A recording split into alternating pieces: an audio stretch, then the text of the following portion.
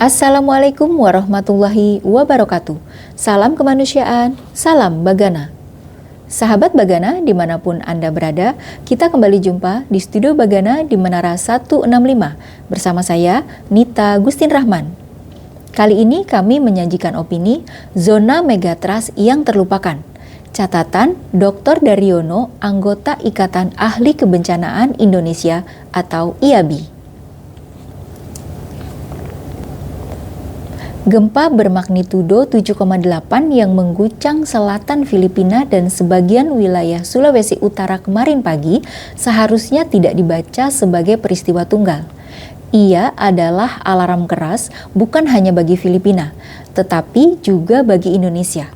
Ketika bangunan runtuh dan laut bergerak tidak biasa, sesungguhnya yang sedang kita saksikan adalah pelepasan sebagian kecil dari energi besar yang telah lama tersimpan di bawah laut. Dalam hitungan detik bangunan rusak, laut bergerak tidak biasa, dan kepanikan menyebar di pesisir. Bagi sebagian orang, ini adalah bencana yang datang tiba-tiba. Namun, bagi ilmu kebumian, ini adalah bagian dari cerita panjang yang belum selesai. Kawasan ini bukan wilayah tektonik biasa. Ia adalah simpul kompleks beberapa sumber gempa potensial seperti subduksi lempeng laut Filipina, subduksi Kota Bato, dan subduksi ganda lempeng laut Maluku atau Molucca Sea Double Subduction. Di kedalaman, zona subduksi bekerja tanpa henti, mengunci dan mengumpulkan energi selama puluhan hingga ratusan tahun. Ketika batas elastisitas itu akhirnya gagal menahan tekanan, lahirlah gempa besar dan dalam banyak kasus melahirkan tsunami. Kondisi tektonik. Kawasan timur Indonesia hingga Filipina merupakan salah satu wilayah dengan kompleksitas tektonik tertinggi di dunia, ditandai oleh interaksi multiple lempeng dan sistem subduksi yang paling berimpit. Zona subduksi lempeng laut Filipina memperlihatkan penunjaman lempeng samudera yang aktif dengan kecepatan konvergensi tinggi, menghasilkan aktivitas seismik intens serta potensi gempa besar dan tsunami. Sistem ini tidak berdiri sendiri, melainkan berinteraksi dengan struktur tektonik di sekitarnya dan memperumit pola deformasi kerak. Di sebagian bagian selatan Filipina, subduksi Kota Bato menunjukkan karakter unik berupa sistem penunjaman yang relatif sempit namun aktif, dengan segmentasi yang kuat. Zona ini berasosiasi dengan deformasi kerak yang kompleks, termasuk pembentukan sesar naik dan sesar geser yang meningkatkan potensi gempa dangkal merusak. Aktivitas di wilayah ini mencerminkan transisi antara dominasi subduksi dan deformasi intralempeng. Sementara itu, di wilayah Laut Maluku berkembang sistem subduksi ganda atau double subduction yang jarang ditemukan secara global. Lempeng Laut Maluku tersubduksi ke arah barat di bawah busur Sangihe dan ke arah timur di bawah busur Halmahera, menciptakan sistem kolisi busur-busur kepulauan atau arch-arch collision. Proses ini menghasilkan deformasi intens, penebalan kerak, serta aktivitas seismik yang sangat kompleks dan beragam kedalaman.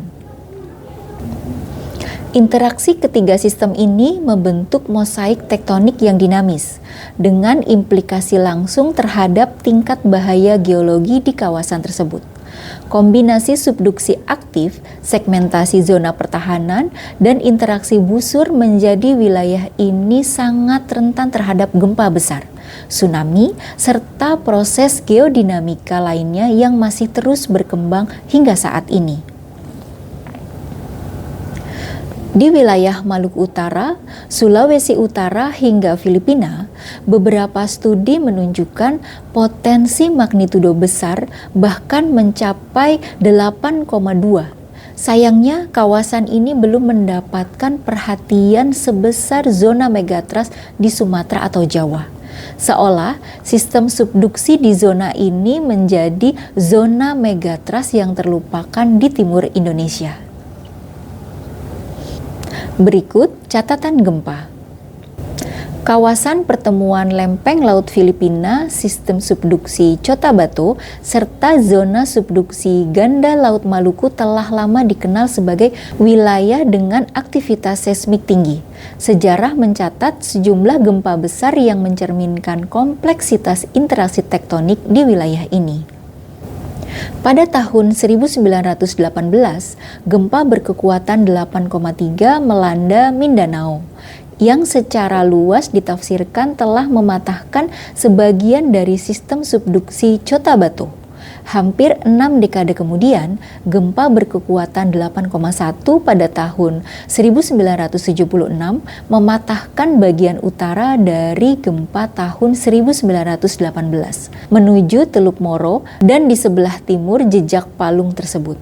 Gempa Teluk Moro menghasilkan tsunami dahsyat dengan ketinggian mencapai beberapa meter dan menewaskan lebih dari 5.000 orang.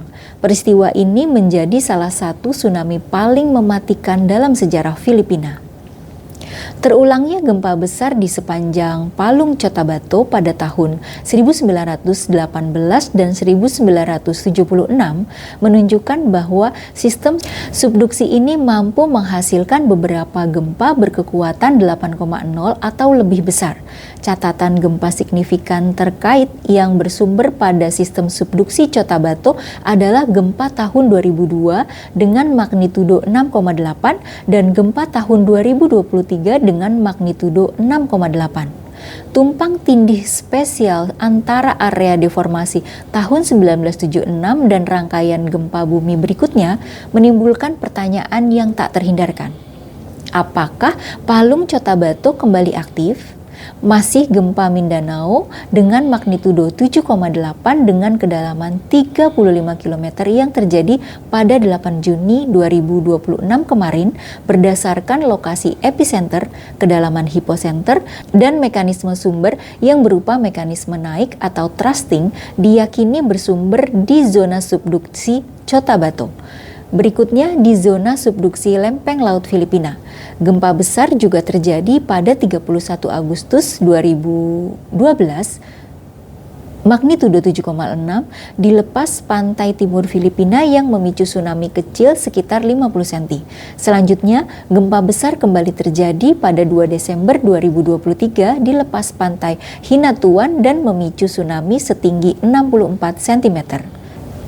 Sementara itu, di wilayah Laut Maluku yang memiliki karakter subduksi ganda, gempa besar 15 November 2014 dengan magnitudo 7,3 dan beberapa kejadian lain dengan magnitudo di bawah 7 menunjukkan aktivitas deformasi intens akibat penunjaman dua arah lempeng. Selain itu, gempa Halmahera 4 Juli 2019 dengan magnitudo 7,2 juga menegaskan tingginya aktivitas seismik di zona interaksi busur Sangihe dan Halmahera. Gempa lain yang signifikan adalah peristiwa 29 Desember 1996 di wilayah Minahasa dengan magnitudo 7,9 yang memicu tsunami dan berdampak luas di Sulawesi Utara. Kejadian ini berkaitan dengan dinamika kompleks di sekitar Laut Maluku dan zona transisi menuju subduksi Filipina.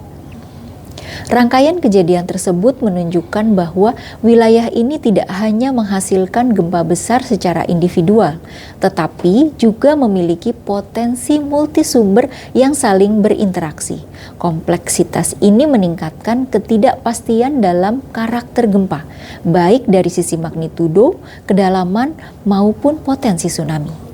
Secara keseluruhan, catatan sejarah ini menegaskan bahwa kawasan subduksi lempeng laut Filipina, Cotabato, dan Laut Maluku merupakan salah satu sistem tektonik paling aktif di dunia, dengan potensi gempa besar dan tsunami yang harus terus kita waspadai.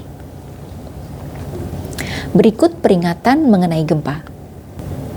Sejarah sebenarnya telah memberikan petunjuk. Gempa dan tsunami sudah sering kali terjadi di kawasan ini, meski catatannya tidak selalu lengkap. Lebih jauh, bukti geologi menunjukkan bahwa peristiwa besar di masa lalu kemungkinan jauh lebih dahsyat daripada yang tercatat. Ketidaktahuan ini bukan berarti aman, justru sebaliknya. Ia menyimpan ketidakpastian yang berbahaya. Kita perlu berhenti bersikap reaktif, menunggu bencana besar berikutnya untuk bertindak, bukan lagi pilihan yang bisa dibenarkan. Edukasi publik harus ditingkatkan. Tata ruang harus berbasis risiko dan sistem mitigasi harus diperkuat hingga ke level komunitas. Gempa yang terjadi saat ini bukan sekadar berita. Ia adalah peringatan keras, dan mengabaikan peringatan dari bumi adalah kesalahan yang selalu dibayar mahal. Kita tidak bisa menunggu hingga bencana besar berikutnya untuk bertindak. Pemahaman publik, tata ruang berbasis resiko, dan penguatan sistem mitigasi harus menjadi prioritas. Karena pada akhirnya, bencana bukan hanya tentang apa yang terjadi di dalam bumi, tetapi bagaimana kita memilih untuk bersiap menghadapinya. Demikian yang bisa kami infokan. Wabillahi taufik wal hidayah. Wassalamualaikum warahmatullahi wabarakatuh. Salam kemanusiaan, salam Bagana.